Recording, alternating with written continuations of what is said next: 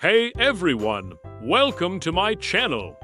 Today we're going to read chapter 1 to 8 of The Whispering Forest, a fantasy story about bravery and friendship. And if you'd like to check out the rest of the series, please follow the link below. Chapter 1, The Map in the Attic. Once upon a time, in a small, sleepy village nestled between green hills, there lived a curious 9-year-old girl named Ellie. Ellie had a wild imagination and loved reading adventure books, especially the ones with maps, riddles, and talking animals.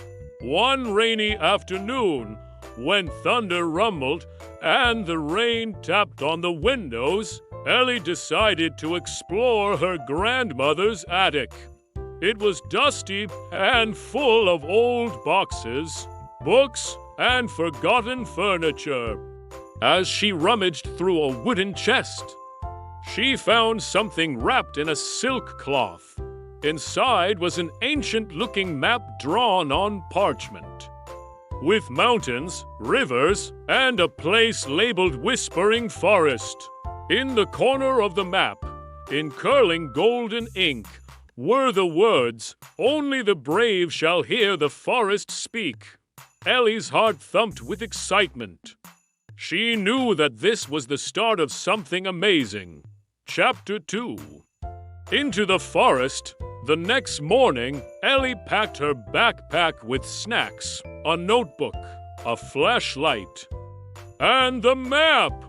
She followed the trail from the map through the fields behind her village, past the river, until she reached a tall gate entwined with ivy.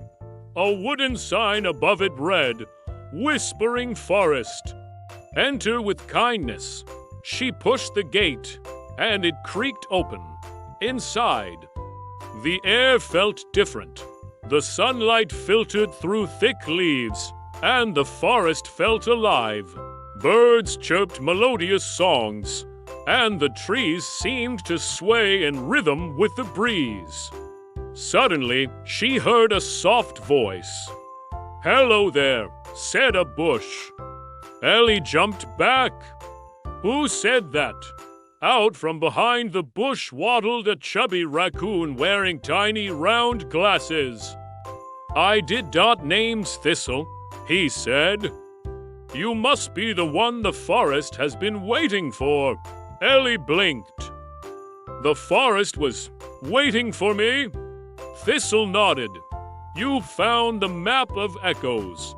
It only appears to true-hearted adventurers.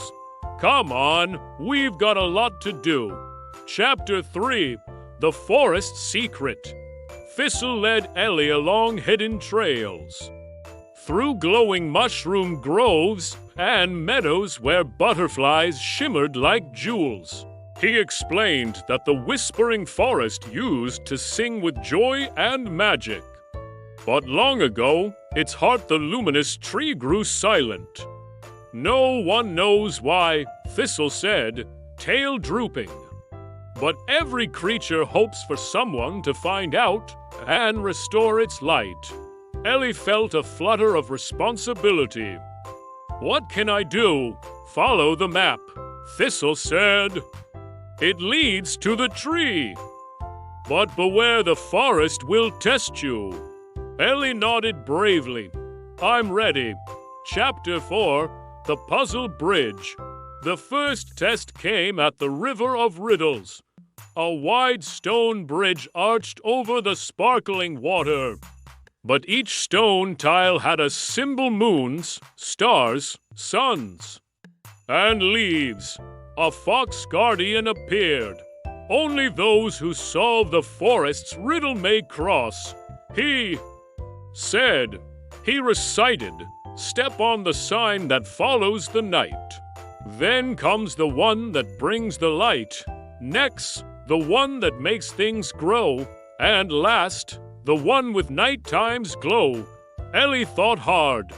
Follows night. Must be the moon. Then the sun. Then the leaf. Then the star. She stepped across in that order. The bridge shimmered gold and allowed her to pass. "Well done," said the fox, bowing.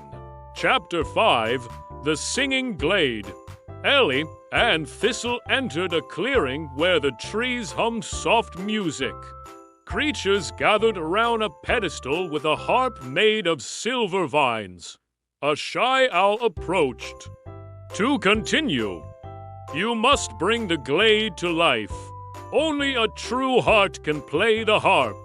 Ellie had never played a harp in her life, but she stepped up. She thought of the beauty of the forest, the kindness of Thistle, the hope of the creatures, and began to pluck the strings. A melody flowed from her fingertips. Flowers bloomed in the grass. Birds sang in harmony. The harp glowed. The owl shed a tear. You have the gift. The forest believes in you. Chapter 6, The Shadows of Doubt. As they neared the center of the forest, the trees grew darker. Cold mist curled around their feet. Thistle shivered. Suddenly, a voice whispered from the shadows, "You're just a child. You don't belong here." Ellie saw shadowy shapes, doubtful thoughts swirling around her. "You'll never find the tree," they hissed. She clenched her fists. "I'm not afraid of you." "Then prove it," they said. A path of floating stones appeared over a chasm. One wrong step would send her falling. Ellie remembered the kindness she'd shown, the friends she'd made, and stepped boldly forward. The shadows faded. "You passed," Thistle said proudly. Most turn back here. Chapter 7, The Luminous Tree. At last, they reached a vast clearing.